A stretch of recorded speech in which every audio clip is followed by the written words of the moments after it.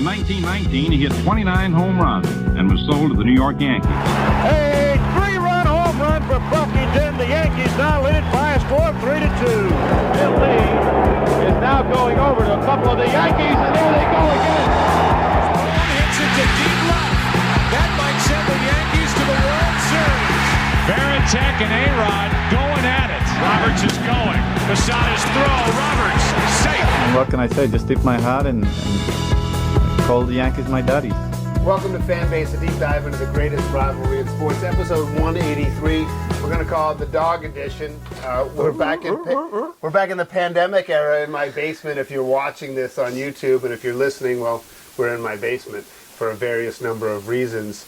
And the dogs are both here with me. And listen, we have a couple of great topics today.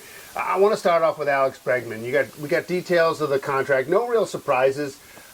We found out the deferred money is without interest. He has an opt-out after each of the years, so he could leave after 1 year. He's got a $5 million signing bonus, so it's 35 in year one, 40 and 40, with 20 million deferred in each year. Yep. Right? And so in seeing him interact with Alex Cora, and I knew a little bit about this, but I think there's no doubt of why they overpaid and what they're doing. And this speaks to my criticism of Devers in the locker room. This is a culture signing. Yep, it's a culture signing, and again, I think what we talked about last episode is I think there's more to it than everybody jumping the gun and saying Alex Bregman's our new second baseman, because I took two things out of that press conference that he did. They asked him about why the 1 year deal. And he came right out and said, because I believe in my ability. So that basically says to me that if he has a good season, he's going to opt out, right, and he's going to try to walk. Right. The second thing that came out of that is they asked Craig Breslow, they asked Cora, and they the same question, and Breslow took the answer. And the question was the commitment about where he's going to play. Right. And there was no commitment to that. They were wide open, and then Cora went even further to say that his job and their job is what they will do is put the best team on the field offensively and defensively. But do you believe that? I mean, that's what I guess I'm sort of saying is that, first of all, he also said, I'd love to be able to fulfill my full contract in Boston, which I think he's got to say that. But do you really think they're going to get rid of Devers at third? Because obviously the best baseball move would be to get Devers away from third. Yeah, well, I think that's absolutely what's going to happen, because you look no further than... And he's going to go to second? You look no further... Who? Devers. No, Devers will be a DH, and they'll have to figure out a way to work around Yoshida or move him. But if you look around the league now and look at the World Series last year and look how the Yankees lost the World Series. They lost the World Series being outrun and out-defensed, right? Yeah. And you think the Red Sox, with all the buzz around them, signing this player and knowing that they have a legit team that can restore the AL East to what it should be, the Yankees and Red Sox battling it out, and actually a really good team on paper.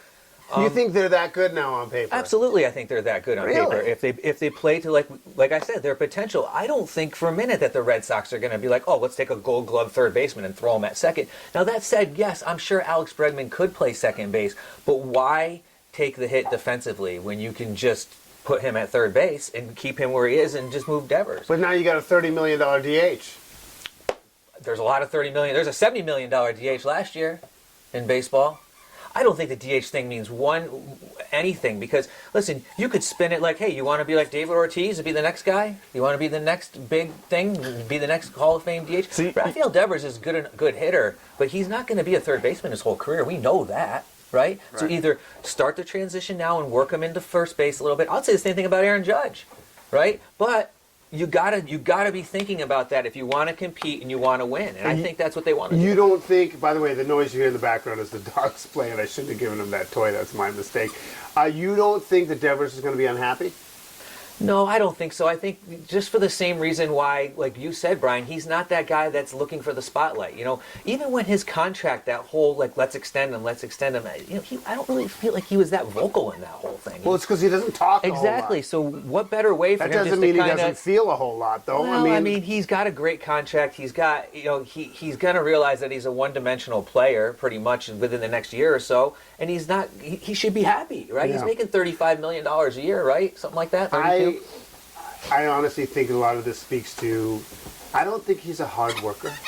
And I think that his fielding, it's like, I think that no matter what your money is, I think eventually I don't know, it's human nature. I don't have any insight, but it's like, oh, I'm in my 20s and I'm relegated to a DH. I think you could say it on one side, oh yeah, let's just take the money and be happy you have this huge contract. But I think at some point, either he's going to get bored or he's going to realize that this is. I don't know. I feel like he should have worked. When he worked hard on his defense, there were moments where he worked hard on it and he got better. And I think he just honestly didn't work that hard at it to be. And I agree with your logic. I mean, I didn't watch every second of the news conference, but I do think that the team is better with Bregman at third. And maybe they'll do that. I think it's. They need to find a way to make it work because they have a lot of money sitting around because they gave Yoshida a lot of money. They have a lot of money invested in him. So if they don't move him, they're going to have to get. Who wants him though? That's what I'm saying. They got to get. Is he that bad in left field? Is he that? I mean, he's a liability, Yeah. I guess, defensively. But I don't think they foresaw the fact that they would think about moving Devers to DH. So I mean, they can figure it out. I mean, come on, the Red Sox got money. They can move Yoshida to somebody and eat some of his contract if they have. Okay, so this I want to just finish my first point because you were hell bent on getting to that positional thing. Is that I think that Cora loves Bregman. Bregman loves Cora. Yep. And I didn't really read in or know enough about their bond, but clearly he is there, I think, to reestablish, especially with these younger players, the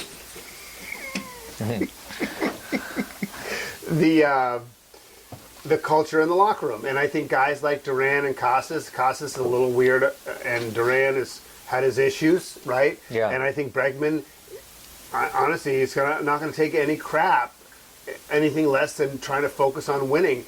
And I think that regardless of the second base, third base, DH stuff, I think that's probably more important than anything else in this entire deal. And I didn't realize the extent of it until I saw the two of them interact and I saw his sound bites. He is there to change the locker room so these guys like Duran, because Devers wasn't going to keep Duran or Casas in check. No. It's not who he is. But now those guys are like, I got a pro. I'm not saying he's a Hall of Famer, but I'm saying he's really good. Well, you need a guy with the pedigree to be able to do it. Like, if you have a guy like Garrett Crochet coming in, right, but he's not, what does Garrett Crochet have, like, other than playing for the worst team in baseball last year? Right? He's a good pitcher, Sure. but he doesn't have any accolades. Well, he doesn't have a mandate to say stuff to teammates in the locker But room. what that I'm saying matter. is, like, who else is, like, going to step up? You say Duran, he's not the guy that's really in the position to step up. Casas isn't. Devers is the mute in the corner. So it's like, yeah, it's great. That's the guy you want. You want Alex Bregman in there to be your voice, to be the guy who can say, listen, you want to get there? I've been there the last 9 seasons. This is how we do it. This is how you can do it. And you're right, Alex Cora and him, I mean, the history just speaks for itself. Say They're what you tight. want. They're tight. Say what you want about 2017. If you have history and you like each other and you like your boss, you're going to be happy. Yeah. So I think in that sense, I'm a little surprised at how good you think the Red Sox are, but I do think that regardless of the fact that I'm sure that they overpaid for Bregman, I think this really helps them in terms of the overall chemistry and culture, and I think it really firmly puts Cora in a great position as manager, and I think it changes the locker room. And it changes the matchup in the AL East. It totally reshapes it, in my opinion. He's John Senecal. I'm Brian Shackman. This is the dog edition of Fan Base, a deep dive into the greatest rivalry in sports. It's actually kind of fun. Listen, I wanted to talk about one thing that you brought up off mic. And I don't like the Yankees. That's not like news. But I have always been so torn about the facial hair policy because then part of me likes it because I like the old school quality. I like the fact that these superstars from Giambi on down have modified who they are to make it work.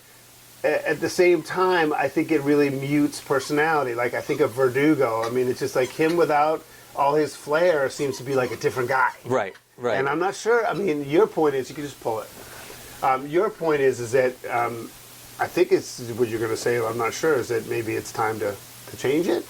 Well, I mean, it's a dated policy, right? I mean, not just the way society is, but going back to 1976. So it's almost 50 years old, this policy, and this is something that Steinbrenner started, right? The appearance policy, right?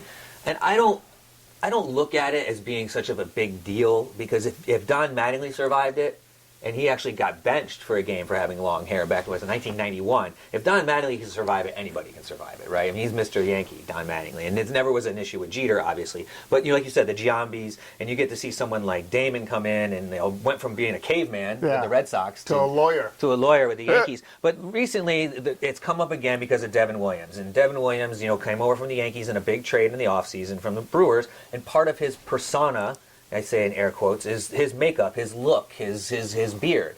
And he showed up with the beard and walked in and everyone saw him, and then he came back out and he didn't have it on. So of course it's a big deal, and it comes up again, and it will come up again if it doesn't change. The next player that has a beard, But do you see it until the team is sold? I don't see it changing unless it changes ownership. I really don't, because I feel like that's something that, again, Steinbrenner family owned. This is what Dad would want. This is Dad's Air Force or background or whatever you want to call it.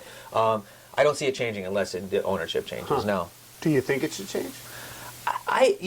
I think it should change to some point, right? I mean, there's like the Brandon Marshes of the world, and the Matt Stroms of the world, and those guys who have hair, or the old Johnny Damons, Charlie Blackmons that have hair down to the middle of their back, and they look like they've been living in a dumpster or whatever. But that's fine. I mean, that's their look. But I feel like there has to be something. Like Yankee policy is it can't be down shoulder length for the length of your hair. That's still pretty dang long when you think about it. But no one even pushes that, though. Garrett Cole is probably the closest that comes to it every once in a while. But some guys get the the 1.5 day growth beard or whatever. The Rodon's part, the full day growth beard. But I see there needs to be some sort of compromise. I don't want to see it going full gorilla. I think there still needs to be some sort of. Listen, you're still an example, right? You like it. I do like it, but I feel like, if you want to have like a nice, well-kept beard, yes. Like the Drake beard, where you're getting a cut every day, but if it's going to be hanging down, you're going to be losing your lunch in it, and you're eating combos, and it's going to be falling all over it. No, I don't think that should be. We have 2 more items up for bid, I think. I did want to make we talked about this in the pre-show, the Pat Mahomes versus John Rocker thing at the Super Bowl. No, but what I will say is, like, everyone's so quick to assume that Mahomes is an angel and Rocker's a douche. And actually, from the video, Mahomes was the aggressor. Yeah. And I mean, Rocker still you look at him, and you're just like, ugh, the guy's brutal. But he's been Mahomes is no angel. Yeah. I mean, he's had a bunch of DUIs. He's a loose cannon himself. He's a far different public persona than his son. And I don't know. I thought I don't like Rocker, but I thought he got kind of a bad rap in that whole deal. Well, Rocker's problem is he's always been an asshole, right? Right. His whole career, right? Going back to the Subway Series 100%. And what he said about New Yorkers and all that. That's his big problem, right? And that's always going to follow him no matter what. And then when you come strolling out of a bar clearly intoxicated and start mouthing off, and yes, you're right, Mahomes, I'm sure, like, the guy's got his issues. I'm sure there was a lot of alcohol involved. But I guess now they're talking about fighting each other and rough and rowdy or something like that. So first of all, Rocker would kill him. Yeah, Rocker would kill him, but Rocker doesn't look like he's that spry. It looks like he's had some back issues. He's huge, He's a big dude, but I feel like he's one of those guys that I think Schilling's kind of becoming. He's going to have to run his mouth to stay relevant. Yeah. Which is unfortunate, but again, this is what you see. This is what society is now. If you are going to do something stupid, it will be caught on camera. Yeah, no doubt about it. He's John Senecal. I'm Brian Shackman. This is episode 183 of Fanbase, a deep dive into the greatest rivalry in sports. I thought I've had a lot of conversations in my circles since the weekend about All-Star games. Yeah. The NBA sucks. We know football doesn't even really exist anymore, and for good reason, by the way. And baseball, ever since interleague play started, the All-Star game really hasn't mattered. The home run derby gets some attention, but I don't know. It's sort of like it's a little bit better than the dunk contest, but not much. And now they're going back to NL and AL uniforms. I actually think it'll improve things, but the AL All-Star, I mean the baseball All-Star game to me just doesn't really matter anymore. And what they did in hockey was awesome. And I think baseball could actually find a way to because it's such an international game. You have several countries that are almost as good as the U.S. Yep. If you don't know, there was a Four Nations whatever for hockey instead of the All-Star game. They took off like a week plus. and they played a round robin, and there was a game played, if people don't know, a game played in Canada between U.S. and Canada. The Canadians booed the American national anthem. We know what's going on politically, right? And so what ends up happening was totally organic and stunning. Within the first 10 seconds of the game, there were 3 fights, 2 of them with brothers, Matthew and... the Kachuk brothers. Yeah, but what's the other one's name? I keep forgetting his name. They're sons of Keith Kachuk. Well, Matthew and Brady Kachuk. Yep. Sons of Keith Kachuk, who was a Massachusetts native and a longtime NHL player. And the brothers went out there and started 2 fights, and it was like they were back in Pee-wees again, high-fiving each other after laying a guy out. Yeah. And the game was incredible, and it's all people were talking about. And the buzz behind it. It was like, what could you ask for more if you're the NHL than... And I thought that the whole thing was going to be a joke. I was like, No. who gives a crap? Why isn't Russia involved? All this other stuff. And it turns out it's probably since the 99 baseball All-Star game at Fenway, With Ted Williams. probably the best mid-season thing we've done in a generation. Well, the baseball All-Star game went south when they basically, canceled it in the 12th inning or something like that one year? Yeah, because the Joe Torre thing, they ran out of players. They ran out of players. So then they had to change all the different formats. And you're right. It is basically the home run derby is That's it. It's the special sauce in the All-Star game. Nobody's plowing each other at the plate anymore like Pete Rose did. But Well, I don't want that either, but the game nobody cares about. that being said, is you're not going to watch a flag football game, right? No. You're not going to watch guys walk through the lane to dunk, or some guy that has got 4 NBA games win the dunk contest for the 4th year and a 3rd year in a row. I mean, it's just boring. Say what you want about it. You're going to get a very thin audience that's going to watch. So, but what does baseball do different?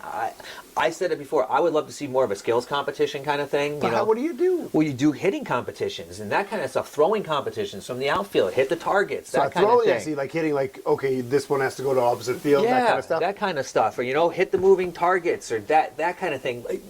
Think outside the box. Be different. With all these young But players, basketball's trying to be different, and it's but not basketball working. needs the stars, right? I mean, LeBron knows what a joke it is. All of a sudden now he's got some ankle Foot issue. injury, right? It's like, come on. I get it. A lot of the MLB players, they will, if they pitchers especially, if they're got slated going to pitch in the game, they'll disappear and they'll go home for 3 or 4 days. But you're also talking about 3 or 4 days, not a week or so like the NBA and the NHL is doing. But that also brings up the question: can the MLB do something and take a time off and do the Olympics, right? But something clearly has to change in the NBA and the NFL, because it's especially the NBA now. It's clearly the it's awful. It's awful. But for our purposes, I think MLB. Yes, you want to still do the game. It's fine, but again, some players don't deserve to be there that get voted to be there. I think that whole system needs to change, how they're voted in at statistics and all the other stuff. But juice it up a little bit. Go a little bit further than the home run derby and change it up. Last question before we go. I'm surprised we haven't talked about it yet. I did want to just touch on the whole Giancarlo Stanton might not start the season. He's already hurt, right? Well, he has both elbows, and they're trying to say that it was a problem at the end of last season, but he played through it. And I don't know how when he batted 700 in the playoffs or something. I just think that how amazing is it that that's what we're dealing with right now, and it's not even March. What blows my mind is how Major League Baseball is now, right? And it's such an all-encompassing round season sport. If you paid any attention to baseball in the offseason, you watched some of the Caribbean World Series. Albert Pujols was the manager, and there was so much buzz about that. And those guys did not stop. They played year-round, and most of those guys aren't going to be hurt. I'll say it again. I feel like he works out too much. He's too much of a muscle guy. He's not just doing the stuff. But again, like Brian Cashman said, he's going to miss 60 games, and that's just how it is. And hopefully he's healthy down the stretch. But again, if you're a Yankee... Do they need him to win? They need him to be in the lineup, yes. Yeah. They definitely need him. Look no further than last year. If it wasn't for him, they wouldn't even have made it through the playoffs. I mean, Soto had one huge game, and he played great, but Judge was basically non-existent, right, hitting-wise, pretty much. Giancarlo carried us in the playoffs. He's going to pull it. It's so funny. Listen, thank you for listening, and if you're watching, it's just been a lot. Really dogs funny. everywhere. Well, he's about to pull your mic off. You've been listening to Fanbase, a deep dive into the greatest rivalry